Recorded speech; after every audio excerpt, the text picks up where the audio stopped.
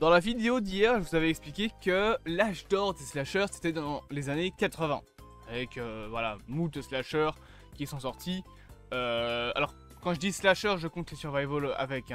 C'est survival, techniquement, c'est un dérivé du slasher. Dans le sens où c'est aussi un tueur qui tue des gens. Donc, techniquement, un tueur qui tue des gens, ça rentre dans la catégorie du slasher. Donc, The Texas Chainsaw Massacre, ou en français Massacre à la tronçonneuse, compte dans un slasher. Il y a des gens qui vont me dire oui mais c'est un survival horror. Oui, mais on compte ça dans le slasher. Pour faire bref. Pas vraiment vrai, mais pour faire bref, on va dire ça. Mais donc je vous ai expliqué que l'âge d'or du slasher c'était dans les années 80. Et qu'à l'époque il y avait moult sagas qui étaient nées. Halloween, Chucky, Vendredi 13, j'en passe c'est les meilleurs, il y en a encore plein. Mais c'est dans cette époque que sont nés la plupart des films de slasher. Et après ça s'est beaucoup trop dérivé, c'est devenu un peu de la merde et du coup on a abandonné un peu le genre pendant les années 90 à 2000 où on a eu plus de films d'horreur d'épouvante en mode poltergeist avec les films de possession démoniaque que de vrais slashers. Ou alors on s'approchait plus du coup justement du survival que du slasher. Le slasher n'était pas mort, loin de là, mais on était beaucoup moins sur son âge d'or. C'est vraiment dans les années 80 où toutes les grosses sagas sont arrivées. Mais donc, je vous expliquais que l'âge d'or des slashers, c'était les années 80. Oui. Mais c'est pas parce que c'est vieux que c'est mieux.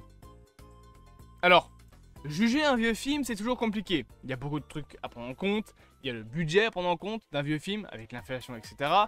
Il y a le fait que les mœurs étaient différents. La mode était différente. La manière de faire les films était différente. Le cinéma, à l'époque, était différent dans, on va dire, le fond. Dans la forme aussi. C'est toujours compliqué de juger un vieux film. Je veux dire, le film dont on va parler aujourd'hui, il a 80 ans. Il a 40 ans. Sorti en 1980. On est en 2024. Il a 44 ans le film. Entre temps, le cinéma a évolué. Tant dans le fond que dans la forme. Juger un film qui daterait, je sais pas moi, de 2013 ou 2014... on pourrait le juger avec les yeux d'aujourd'hui. Le cinéma a pas tant changé que ça. Dans le fond, oui, il y a eu beaucoup de technologies qui ont été développées. Dans la forme, ça reste un film qui pourrait sortir aujourd'hui. Les Gardiens de la Galaxie volume 1, s'il sortait aujourd'hui, ça ne poserait pas spécialement de problème. Juste, ça ferait un petit peu vieux film. Mais voilà, concrètement, ça resterait un film qui pourrait sortir de nos jours. Sauf que juger un film qui est sorti il y a 40 putains d'années, c'est plus compliqué. Déjà, un film des années 90...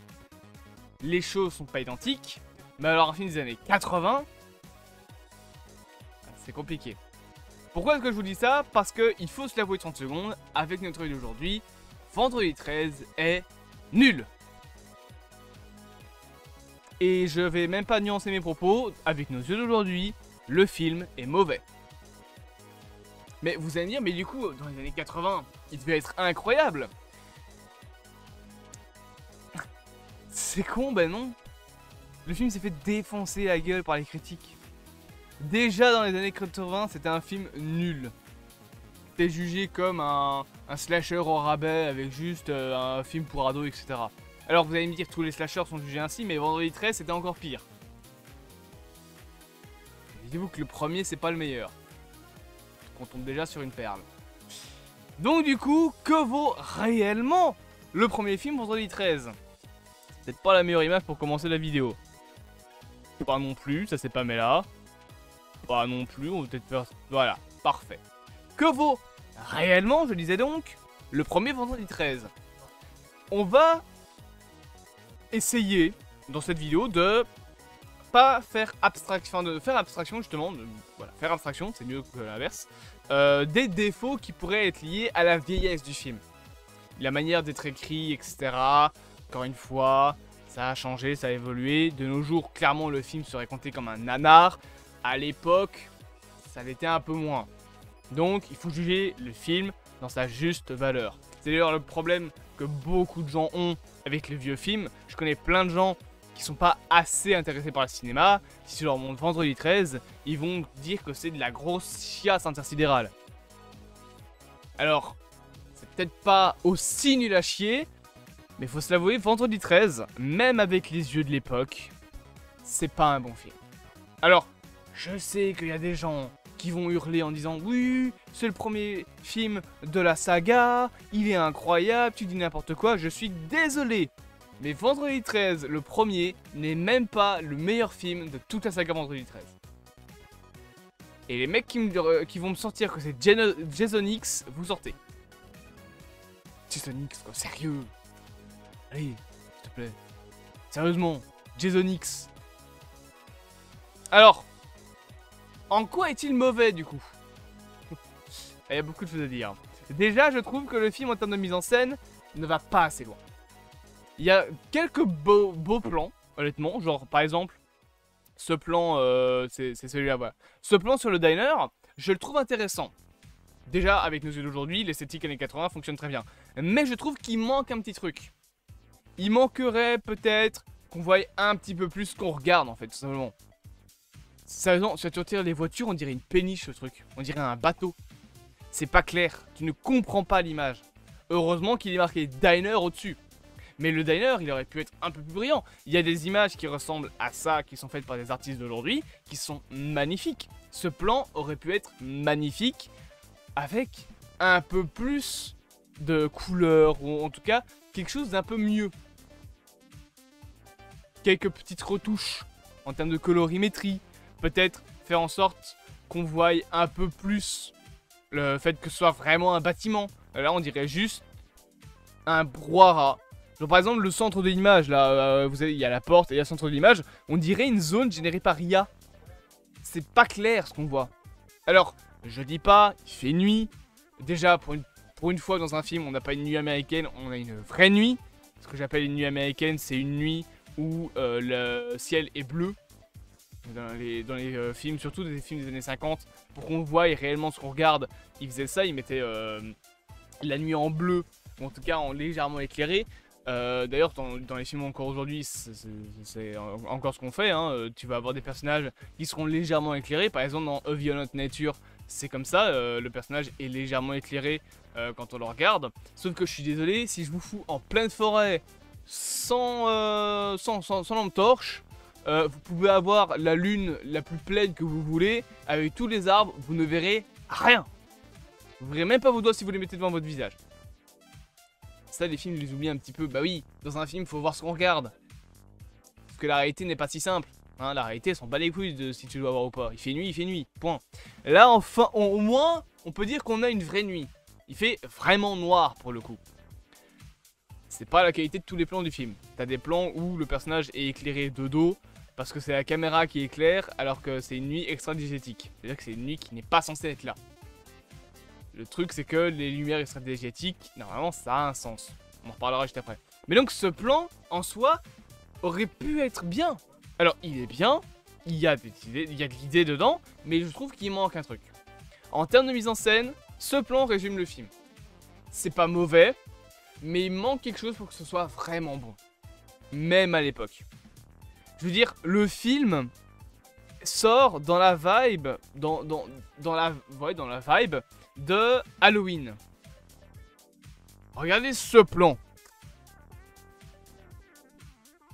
Qu'est-ce qu'il est triste ce plan. Putain, on se fait chier. Alors, il y a quelqu'un qui s'est tué, d'accord. On voit même pas où est-ce qu'elle est plantée là. On ne voit même pas que c'est une hache. Le manche, on dirait un os. On dirait une pelle.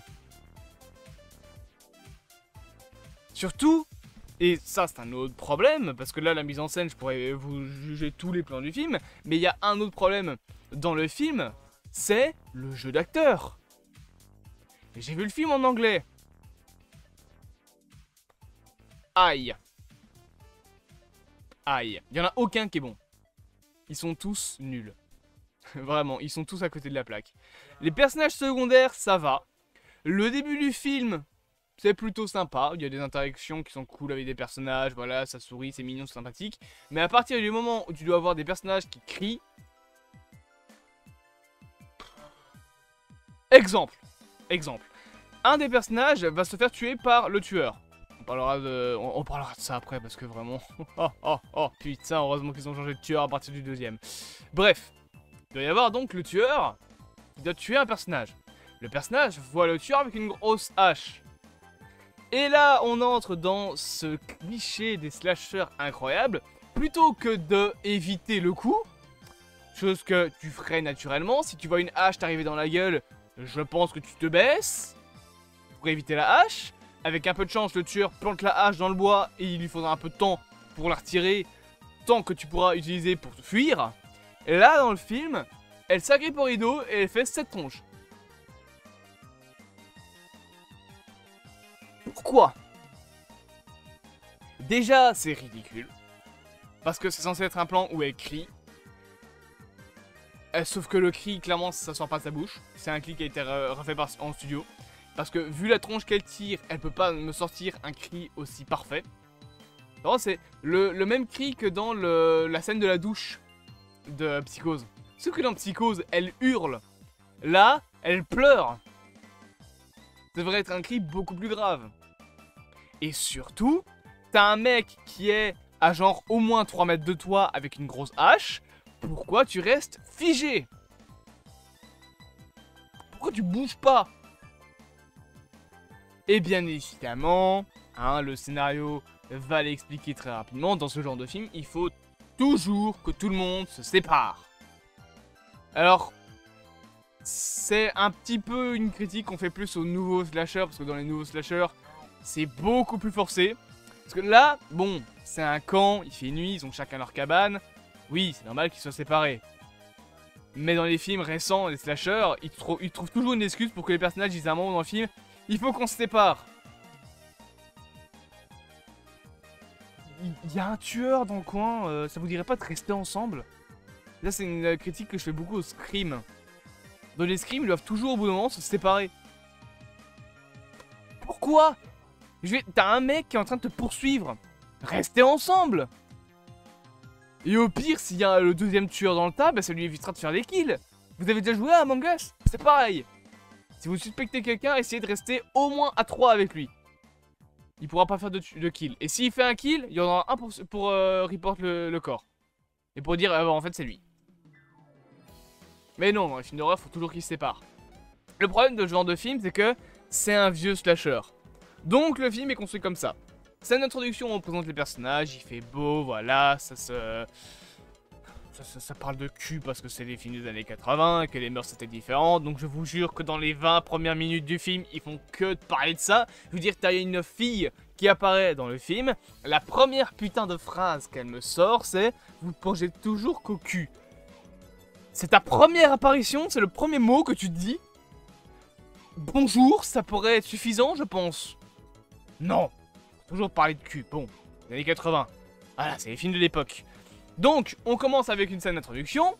Ensuite, tout le film, c'est on les voit tous crever un à un. Et à la fin du film, tu as Pamela qui sort de nulle part. Vraiment, genre, quand je dis de nulle part, c'est elle sort de nulle part. La meuf, elle arrive à faire des kills partout sur toute la map.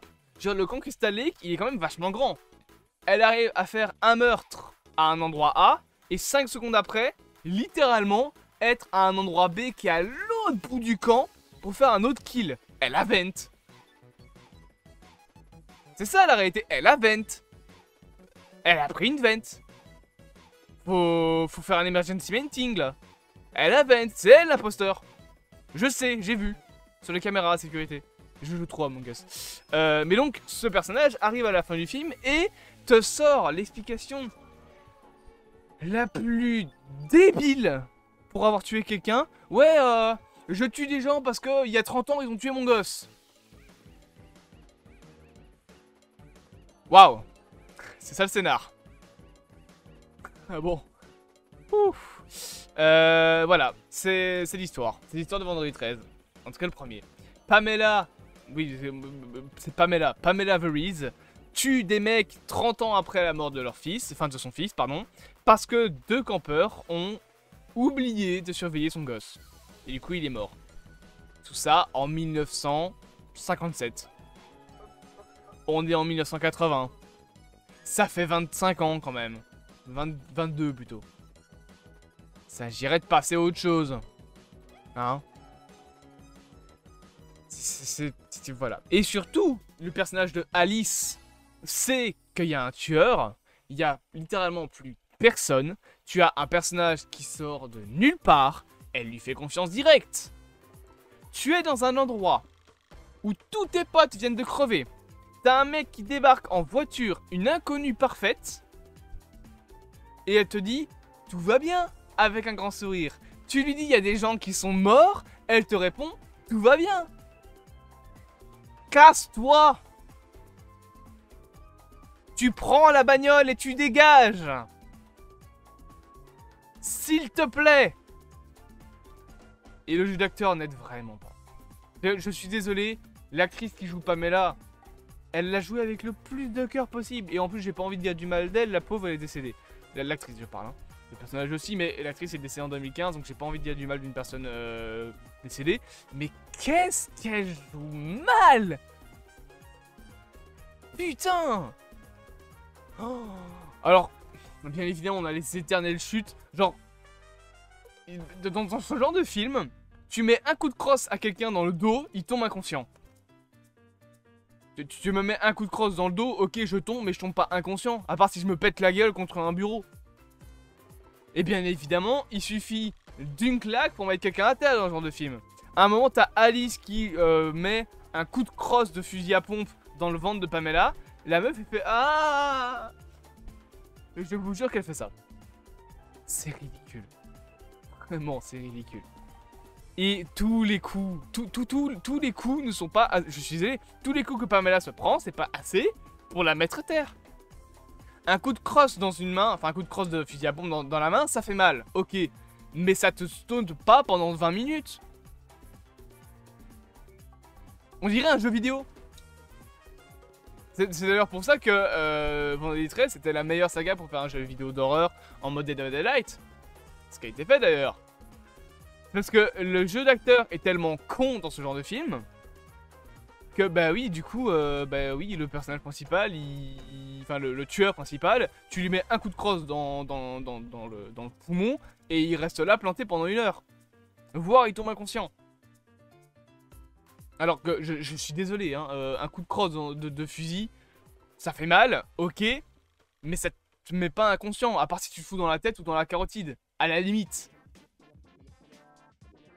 Genre, et aussi, bien évidemment, le personnage est si puissant qu'elle arrive à tuer des mecs en un coup avec je ne sais quelle arme, une flèche. Elle plante un mec de toute la gorge avec une flèche. Il y a un matelas en dessous. Et elle le fait, fla, comme ça.